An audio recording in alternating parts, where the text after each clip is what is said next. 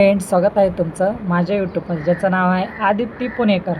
तर फारच गडबड झाली, धावपळ झाली, त्यामुळे व्हिडिओ काय आले नाही. 2 दिवस मी गावी गेलेले होते आणि गावावरनं येणे सुट्ट्या नसल्यामुळं 1 दिवस जायला लागतो आणि 1 दिवस यायला, मग 1 दिवसच राहायला भेटतं घाई गडबडीत. मग व्हिडिओ काय राहिलेच आणि फारच दगदग झाली. तर तिथं मी इंदापूरला गेलते. तिथं गेल्यावर नाही का आमच्या मामांच्या घरी गेलते. तिथं गेल्यावर कळलं मी काय एवढं बघितलंच नाही मोबाईलवरती.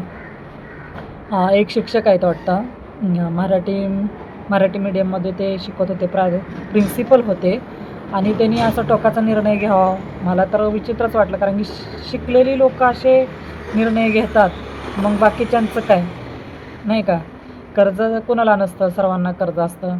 मलाही कर्ज आहे, सर्वांनाच कर्ज आहे. कोण नाही या जगात असं की मुक्त जगते. आपण काहीतरी प्रयत्न करत असतो, त्यासाठी सर्वच लोक कर्ज काढत असतात. गाडीचं कर्ज असतं, टी व्हीचं कर्ज असतं, घराचं कर्ज असतं, बऱ्याच गोष्टी असतात की त्या गोष्टींचं कर्ज असतं सर्वांना. म्हणून असे टोकाचे पाऊल निर्णय घ्यायला पाहिजे का? नाही आहे ना. आणि घेतला ते घेतला, सगळ्याला सोबतच घेऊन गेले, किती चुकीचं आहे. तर चला ह्या विषयावर आपण व्यवस्थित सविस्तर बोलूया. सोलापूर जिल्ह्यामध्ये बार्शी म्हणून एक गाव आहे. तिथे योगेश पाटील म्हणून राहत होते. ते शिक्षक होते एका शाळेमध्ये, प्राध्यापक म्हणून. आणि त्यांनी काहीतरी सुट्टीला गावाला गेल्यानंतर काय शेअर मार्केटिंग करत होते वाटतं.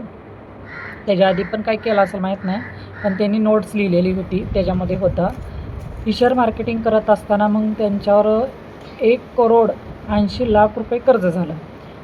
तर त्यांनी पाहुण्यारावळ्याकडं ह्याच्याकडं पण घेतलेलं होतं ते कर्ज. मग पाहुण्यारावळ्यांना देऊ शकत नाही आहे, ह्या टेन्शनने त्यांनी काय केलं की टोकाचे पाऊल निर्णय. अरे पण तुम्ही शेअर मार्केटिंग तुम्हाला येतच नाही. जे चांगले चांगले शेअर मार्केटिंग करतात त्यांना ते जमतं, आपल्या सामान्य लोकांना नाही जमणार शेअर मार्केटिंग. आणि शेअर मार्केट अशी गोष्ट आहे की आलं तर वर येतं आणि गेलं तर खड्ड्यात पण जातं. त्यांनी काहीतरी पहिल्यांदा शेअर मार्केटिंग करत असताना त्यांना प्रॉफिट भरपूर आलं, मग त्यांना त्या पैशाची हाव लागत गेली. आता मला सांगा, प्राध्यापिका आहे स्कूलमध्ये, त्यांना पेमेंट कमी असणार आहे का? आणि ते प्लस गव्हर्नमेंटचा जॉब आहे ना शेवटी. मग त्यांना असली कसली हाव लागली की त्यांना थोडे पैसे आले की ती सवय लागत गेली. मग त्यांना वाटलं एक्स्ट्रा मग ह्याच्याकडं काढ शेअर मार्केटिंगमध्ये टाक, याकडं काढ पैसे शेअर मार्केटिंगमध्ये टाकत 1,80,00,000 रुपये कर्ज झालं. ते कर्ज त्यांना देणं असह्य झाल्यानंतर त्यांनी टोकाचा निर्णय घेतला. ते निर्णय घेत असताना त्यांनी सगळ्याचाही विचार करायचा होता. त्यांनी आता सुट्टी होती सर्व स्कूलला.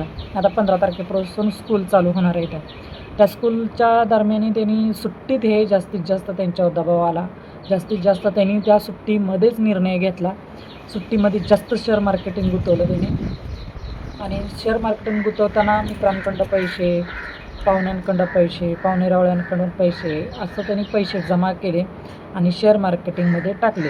ते शेअर मार्केटिंगनं टाकताना त्यांचे पैसे गेले, पण त्यांना काढता नाही आले. त्या शेअर मार्केटिंगचं कर्ज त्यांच्या एवढं होत गेलं, 1,80,00,000 रुपये कर्ज झालं. आणि ते कर्ज असताना मग त्यांनी असंही झाल्यानंतर त्यांनी एक निर्णय घेतल्यानंतर मग त्या निर्णयाचं एवढं गांभीर्याने त्यांनी विषय घेतला.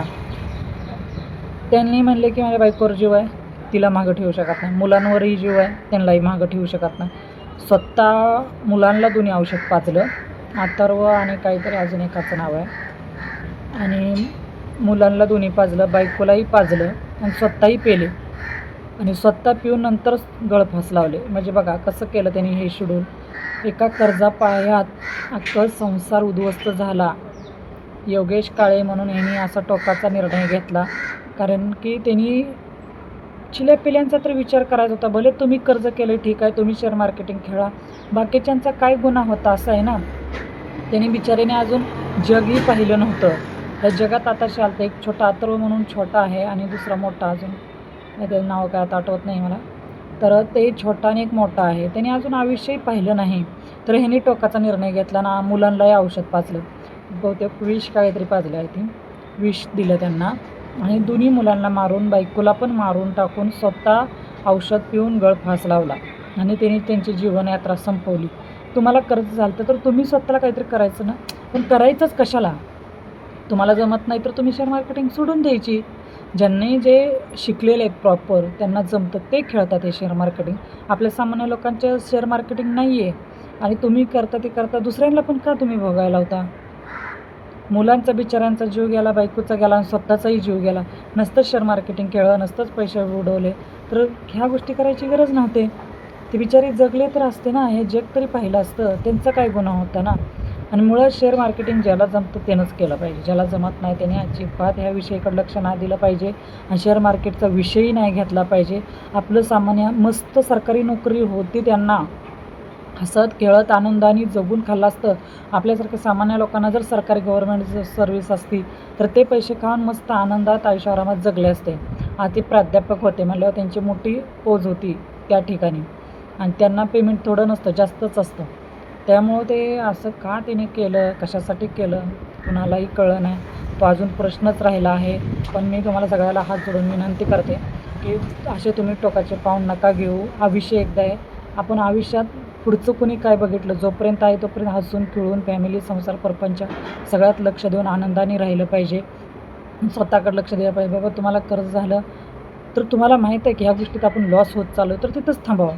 कधी जास्त वाढवायचं नाहीच आहे. आपल्याला कळलं आपले 10,000 गेले, 5,000 गेले, स्टॉप व्हा, शांत व्हा. एक माझी मैत्रीण होती, तिने पण शेअर मार्केटिंग खेळत होती. तिने नुकतंच खेळत होती आणि ती काहीतरी कोर्स पण केला होता. तिने कोर्स पण केला होता. मग ते करता करता तिचे काहीतरी थोडे तिने टाकले आणि आले ते पैसे. आल्यानंतर मग तिला हाव लागली त्या गोष्टीची. मग परत टाकले. तिने डायरेक्ट 30,000 टाकले. 30च्या 30,000 रुपये गेले. मग तिला कळलं की नाही पडलं पाहिजे ह्या भानगडीत, गेलं नाही पाहिजे. तिने काय तर थोडेफार पैसे लावून परत तिचे थोडे पैसे 15,000 काहीतरी काढले. 15,000 लॉस गेलं. मग तिने तो तिथंच विषय सोडून दिला की शेअर मार्केटिंगमध्ये असं होत आहे. त्यामुळे तिनं त्या विषयावर तिथंच थांबली. तर योगेश पाटीलनी पण हेच करायचं होतं की तुम्हाला जर असह्य होत होतं की जात होते पैसे तर तुम्ही तिथंच थांबायला पाहिजे होतं. ते तिथं थांबलं असतं तर बिचारे मुलं 2, तुमची बायको, तुम्ही आनंदात राहिला असता. तुम्ही आयुष्यात जगला असता. तुम्हाला हा असा टोकाचा निर्णय घेऊ शकत नव्हते. तुम्ही थांबले असते या गोष्टीला. तर प्लीज सर्वांना विनंती आहे की असं काय होत असेल तर तिथंच थांबा. आपली फॅमिली, संसार, परपंच हा विषय एकदाच आहे. तुम्ही सगळे आनंदात आणि सुखात जावा. चला मग भेटू. येणाऱ्या प्रत्येक व्हिडिओला लाईक, शेअर, सबस्क्राईब जरूर करा आणि माझा व्हिडिओ कसा वाटला तुम्ही नक्कीच कमेंट करून सांगा. चला बाय.